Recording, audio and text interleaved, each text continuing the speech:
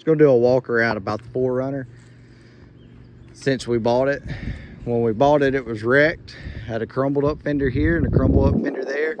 We rebuilt the front end, fixed the fenders best we could, and then masked off our stripes, and then we bed lined it. We drove it like that for a long time, probably 6 months or so, and then snowball effect started happening.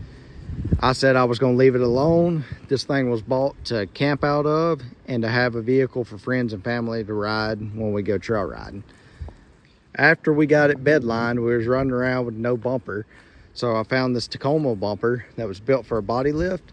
So with the body lift, it actually drops down low enough so that it protects the radiator. So I ended up modifying it, just had to shave a little bit off, and it just slid right on the frame, and we bolted it in place.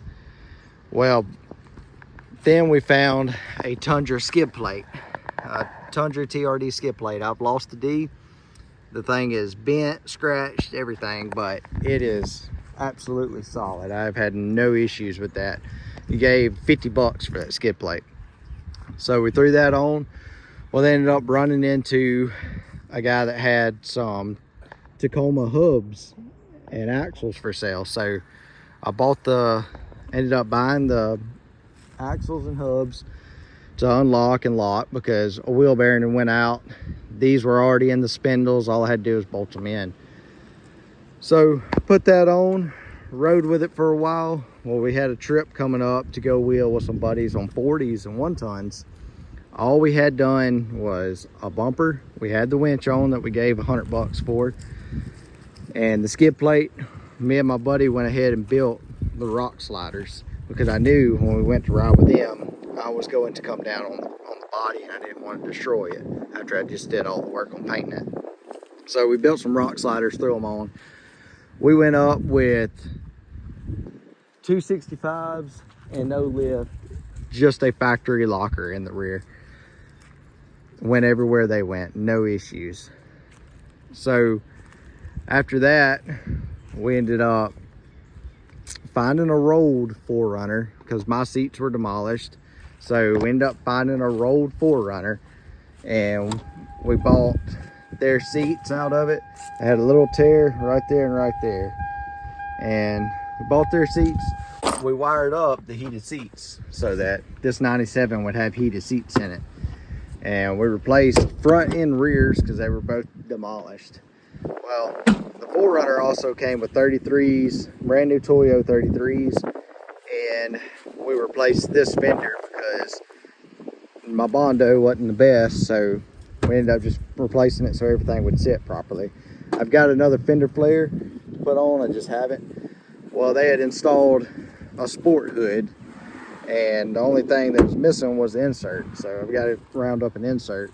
Well, we ended up getting the seats, the hood, the wheels and tires, and like some airbox components and some interior pieces, and that's how we ended up fixing it up to where it is now.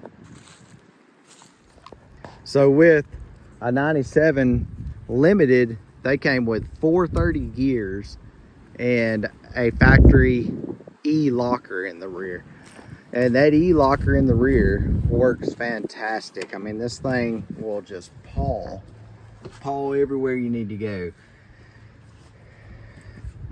And without a front locker, it goes. It's stock with a little lift.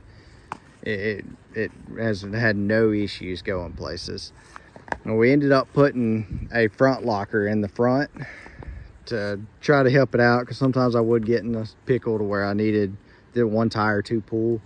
So we added a front locker. I went a lunchbox locker. Terrible idea. Can't hardly steer the thing when it's locked up. You have to go to 2-wheel drive, steer, and then put it back and go.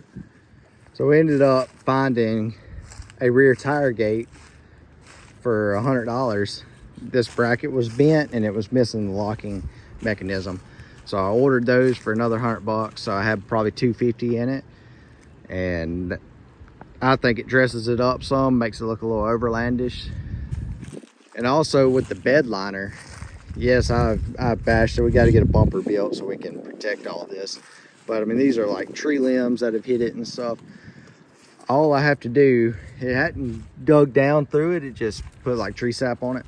But all I have to do is, if I want to touch it up, I just mask off that area and just hit it. And then over it sitting in the sun for a while, it will be a little darker, but it would eventually just fade in with the rest of it. So a friend of mine ended up building this tank. So when we went out to North Carolina on the beach, you can fill this up and then hook a spray hose to it, take a shower.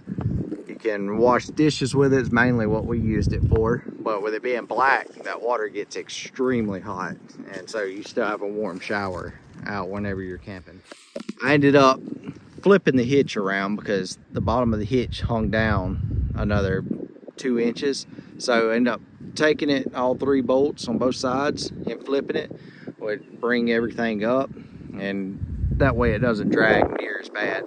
Now, if we go serious off-roading with the Jeeps and stuff, and somebody wants to take this, I end up taking all of this off so that they don't bottom out at all. Ended up going with some Bilstein shocks. They were another $200 deal. We threw those shocks on. That's Tundra Springs with a 3rd gen lift. It's a 2.5 or 3 inch lift, I think a 3 inch lift. I had a spacer on it, but it had my axle angles at a terrible angle. So I ended up taking the spacers out. It makes it ride way better. We ended up going on the rear.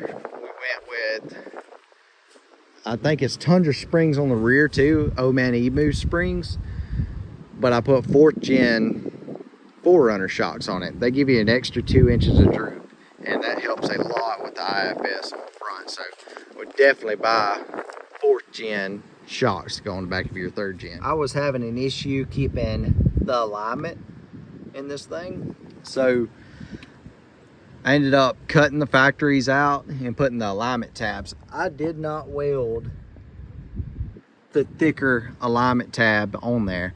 I just put the octagon in and the new bolts, and I've said if it bends, I'll pull it out, I'll chisel them off, and I'll weld new ones on. But it has not bent, and I am not easy on it. So I think overall we have a 3 inch lift, 33s.